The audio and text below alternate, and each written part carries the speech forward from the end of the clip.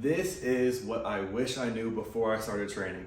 And if you guys want to save yourselves a lot of time, I would watch this video all the way to the end. So number one, the first thing I wish I knew is my anatomy, my body.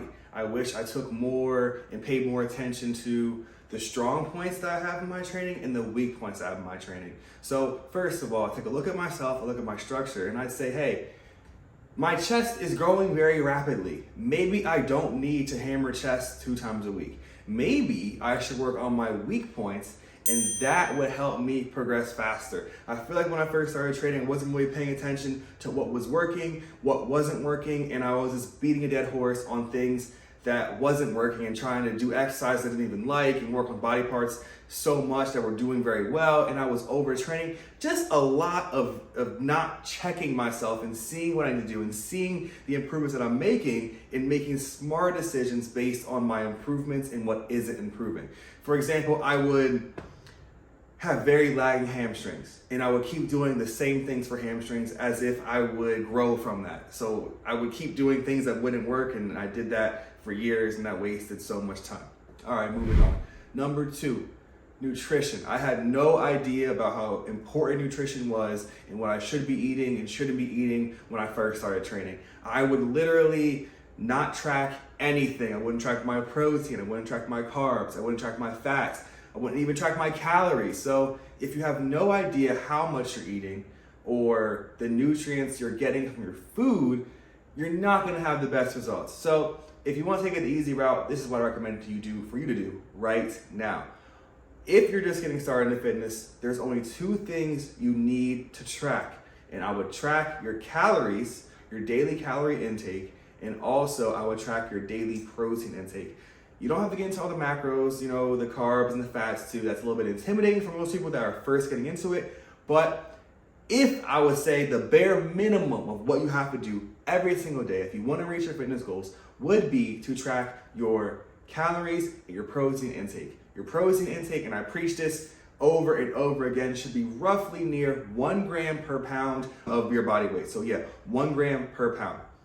So if you weigh 150 pounds, you want to get in 150 grams of protein daily. I wasn't even doing that, and no wonder I wasn't growing. Protein is the building block. It is the building block of your muscles. Branched chain amino acids, all of that. If you don't get enough protein, your muscles will shrink. They will shrink and they won't grow anymore. So please, please, please, please, please check your calories and check your protein, and that will save you so much time. All right, moving forward. The third thing I wish I knew is a training partner is important, especially on leg day and on chest day. I don't know if you guys do push-pull legs, different splits, whatever. If you're training legs or chest, it is very helpful to have a partner. And there's a workaround in this too, but just focusing on the training partner.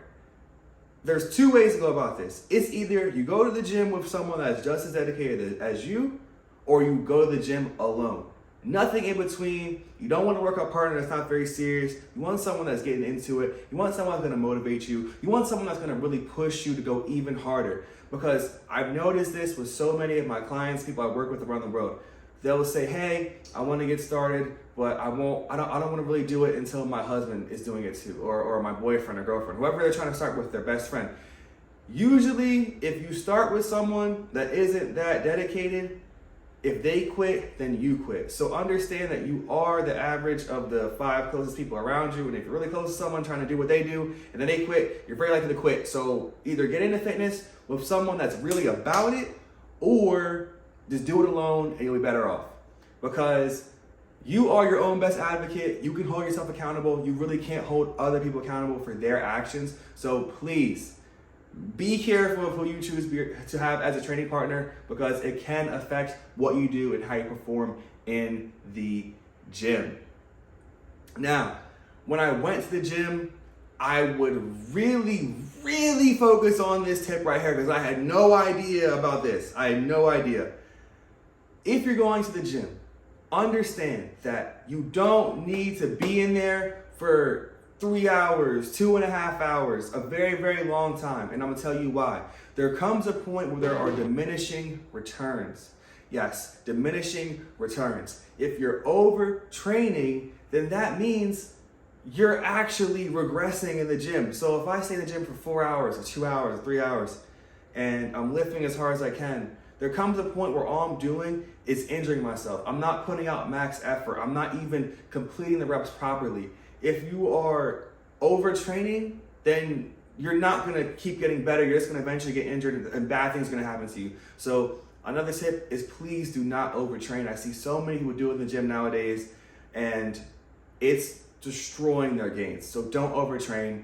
Keep track of everything that you're doing, and that'll really help you get to where you go in fitness. And I'll tell you right now, this is the easiest way. This is the easiest way to know if you're overtraining.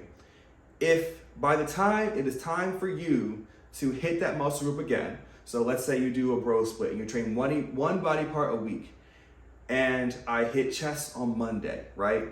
I hit chest on Monday, I'm sore for a few days. If by the next Monday that rolls around, if I am still sore, you may be overtraining. Now, caveat here, if that's happening and you're just starting in the gym, this is your first week or first month in the gym, you could be more sore because you haven't done anything in a while. I wouldn't count that. But if you're 2 months in, 3 months in, and you are still sore by the time it's time to hit that body part again, I would say that you're most likely overtraining. You need to back up on the volume. So what does that mean? If you're backing up on the volume, that means you're doing either less sets or less reps. And that leads me into another thing you gotta know.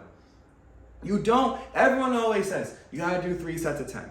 3 sets of 10 for you to get the gains. Who made up 3 sets of 10? Why is 3 sets of 10 I don't even know, the Mount Rushmore of what you should be doing for sets and reps? It's not even true. You can grow if you're just getting started out from doing 1 set. Yes, you heard me correctly. 1 set. If you do 1 set, all out, max effort, and you're a beginner in the gym, that could do something for you. I say for most people, if you're just getting started on a new program, you haven't worked out in a very long time, start out with 2 sets. That's it for each exercise. Yes, I'm saying only do 2 sets and train close to failure. Make sure you warm up. If you want to grow, you got to train close to failure. That means if you have 2 reps left in the tank, you could have completed 2 more, you're getting very close to that failure point, your body will adapt and your body will grow if you get in a sufficient amount of protein to recover.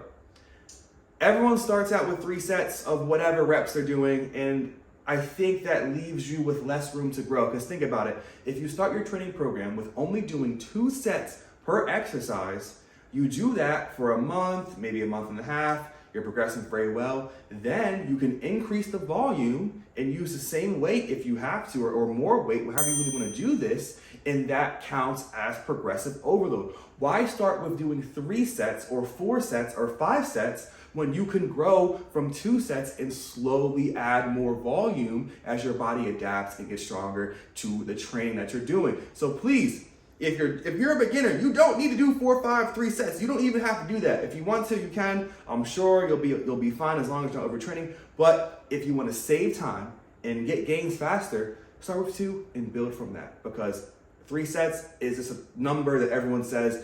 It doesn't really hold much weight if you're a beginner. That's all I'm saying.